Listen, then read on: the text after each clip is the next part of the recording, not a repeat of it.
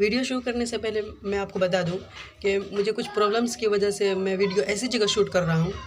Video की quality थोड़ी ख़राब हो सकती है। आप वीडियो पे ध्यान न दें, बल्कि मेरी बातों पे ध्यान दें कि मैं आपको क्या बताना चाह रहा हूं और क्या बताना चाहता हूं। ठीक। अस्सलामु अलैकुम वरहमतुल्लाहि वबरकातुहू। रमज़ान के रोज़े हर मुसलमान पर फ़र्ज़ है, चाहे वो मर्द हो या औरत हो। लेकिन कुछ ऐसे कंडीशंस है, कुछ ऐसे प्रॉब्लम्स हो जाते हैं जिनके कारण कि हम रोज़ा नहीं रख पाते, और शरीयत ने उस वक्त हमें इजाज़त भी दी है। तो आज की इस वीडियो में हम यही जानेंगे कि वो कौन कौन से प्रॉब्लम्स हैं जिनके वजह से हम रोज़ा तर्क करते सकते हैं, रोज़ा छोड़ सकते हैं। शरीयत ने हमें इजाज़त दी है, तो आपको ये बातें पता होनी चाहिए कि वो कौन से प्रॉब्लम्स है या कौन है जो रोज़ा छोड़ सकता है और कौन रोज़ा नहीं छोड़ सकता। वरना तो मेरे भाइयों, आजकल जो है मिस्त्री लोग या फैक्ट्री में काम करने वाले या ऑटो रिक्शा चलाने वाले भी लोग कह देती वही मजबूरी है, क्या करें, रोज़ा ठेले चलाना पड़ता है, फैक्ट्री में काम करने पड़ते हैं, इस वजह से रोज़ा नहीं रख पाता। ये सब प्रॉब्लम्स नहीं चलेंगे दोस्तों, ये वैलिड प्रॉब्लम नहीं है। वो कौन से प्रॉब्लम है, वैलिड प्रॉब्लम, जिनके वजह से आप रोज़ा छोड़ सकते हैं। तो हम आज की इस वीडियो में यही बताने की कोशिश करेंगे आपको। तो नंबर 1 आदमी वो है जो बीमार आदमी हो। किसी माहिरीन डॉक्टर ने, बड़ी डॉक्टर ने कहा होगा कि भाई या बहन, अगर आप रोज़ा रखेंगे तो आपके जान को ख़तरा है या आपकी बीमारी बढ़ जाएगी, आपको दवा ये आपकी चलेगी। तो आप उस कंडीशंस में वो हजरात रोज़ा छोड़ सकते हैं जिनको किसी माहिरीन डॉक्टर ने कहा हो कि उनके जान को ख़तरा है या उनकी बीमारी बढ़ सकती है। तो नंबर 1 तो ये हो गया। हाँ, अगर बाद में अगर आपकी सेहत ठीक हो जाए तो आप इस रोज़े की क़ज़ा कर लें। बाज़ लोग क्या समझते हैं कि रोज़े का क़ज़ा जो है, रोज़ा छूट गया तो कोई बात नहीं, हम उसका फ़िदिया अदा कर देंगे। तो देखिए दोस्तों, अल्लाह ने जब सेहत दी तो रोज़े का फ़िदिया रोज़ा ही है कि आप रोज़े का जो क़ज़ा जो हुआ आपका, वो रोज़ा रख कर के आप उसको अदा करें।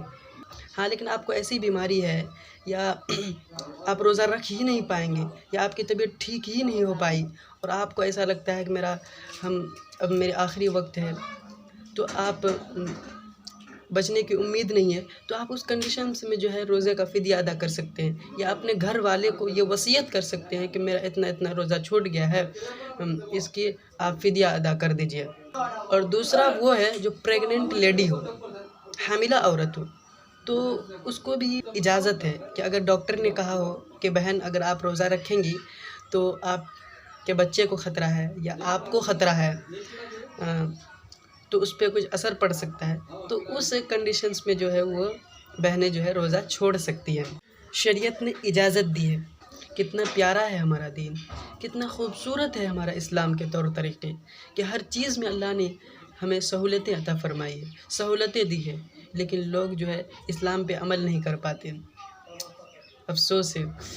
और तीसरा शख्स वो है कि दूध पिलाने वाली औरतें।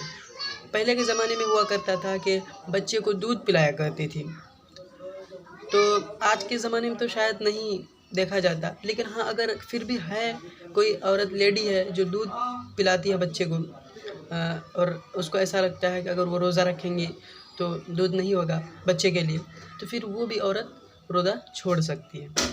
चौथा शख्स वो लेडी है जो हैज़ व निफास वाली हो, यानी जिसका पीरियड का टाइम चल रहा हो। देखिए, दीन की कोई भी बात हो खुलकर बताना चाहिए। अगर खुलकर नहीं बताएगा लोग तो फिर मालूम कैसे होगा। तो जो पीरियड का जिसका टाइम चल रहा है, तो उसको रोज़ा छोड़ना नहीं, उससे मैटर नहीं है, बल्कि उसका रोज़ा होगा ही नहीं, कि उस कंडीशंस में जो है उसका रोज़ा जायज़ नहीं है। देखिए, बीमार आदमी अगर रोज़ा रखे तो उसका रोज़ा हो जाएगा। हामिला औरत अगर रोज़ा रखना चाहे तो उसका भी रोज़ा हो जाएगा। दूध पिलाने वाली औरतें अगर रोज़ा रखना चाहे तो उसका भी रोज़ा हो जाएगा। लेकिन जिसका पीरियड का टाइम चल रहा हो, जो निफास वाली औरतें, वो उसका रोज़ा होगा ही नहीं। अगर वो रखना भी चाहे तो नहीं होगा, क्योंकि वो नापाक की हालत में है। इस चीज़ को आप अच्छे से समझ लें मेरी बहनें। और देखिए, ये हो गया चौथा शख्स।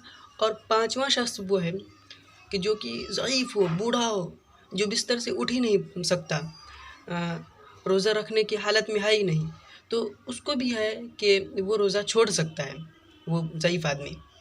और अगर उसकी सेहत ठीक हो जाए बाद में तो वो उसके क़ज़ा कर ले और अगर मान लीजिए वो उसकी सेहत ठीक ही नहीं हुई, बहुत ही मतलब कि बुरे हालत में है, बहुत ही ज़्यादा बीमार है, बिस्तर से उठ ही नहीं पाता, तो वो उसका फ़िदिया अदा कर दे, ठीक। और सातवां शख्स वो है जिसको ये कहा जाए कि भाई तू रोज़ा रखेगा, जिसकी जान को ख़तरा हो, कि अगर उसको कह दिया हो किसी ने कि अगर तू रोज़ा रखेगा तो तुझे जान से मार दिया जाएगा, तो उस कंडीशंस में वो जो है रोज़ा छोड़ सकता है, ठीक। और आठवां शख्स वो है जो कि मुसाफिर आदमी हो, जो देखिए इस्लाम की नज़र में शरई मुसाफिर वो कहलाता है जो कि 82 किलोमीटर का सफ़र कर रहा हो, यानी जो जहाँ से वो सफ़र कर रहा है और जहाँ के लिए वो जा रहा है, तो उसके घर से लेके जहाँ वो जा रहा है तो वहाँ तक के दरमियान का जो है वो 82 किलोमीटर हो, ठीक। तब वो इसी शरीयत की नज़र में वो मुसाफिर होगा। और 15 दिन से कम के लिए आप सफ़र के लिए निकले हो, यानी जहाँ आप जा रहे हो तो आपको वहाँ 15 दिन से कम ठहरना है, तो फिर आप मुसाफिर कहलाओगे। तो शरीयत ने आपको इजाज़त दी है कि आप रोज़ा छोड़ सकते हैं, लेकिन हाँ शरीयत ये कहती है कि बेहतर है कि आप रोज़ा रख लें, और अगर आपको परेशानी है, आप नहीं रखना चाहें तो फिर आप छोड़ सकते हैं, ठीक। ये वो 8 लोग हैं जो रोज़ा छोड़ सकते हैं, जिन्हें शरीयत ने इजाज़त दी है।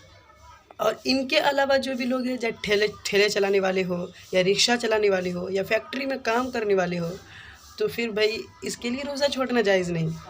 हाँ, ये चीज़ अच्छे से समझ ले। और रोज़ा छोड़ने का ये मतलब है कि जब आपका सेहत ठीक हो जाए तो आप उसका क़ज़ा कर लें, ठीक। और अगर आपका ऐसी प्रॉब्लम्स आपकी दूर ही नहीं हुई, आप उसी प्रॉब्लम्स में मुब्तला हो, तो फिर आप उसका फ़िदिया अदा कर दें। तो मुझे उम्मीद है कि मैंने जो आपको ये डिटेल में ये सारी जानकारी दी है, आपको अच्छे से समझ में आ गया होगा। तो आप इस क्लिप को शेयर करें ताकि और भी लोगों को ये बातें पता चल सके। अस्सलामु अलैकुम वरहमतुल्लाहि वबरकातुहू।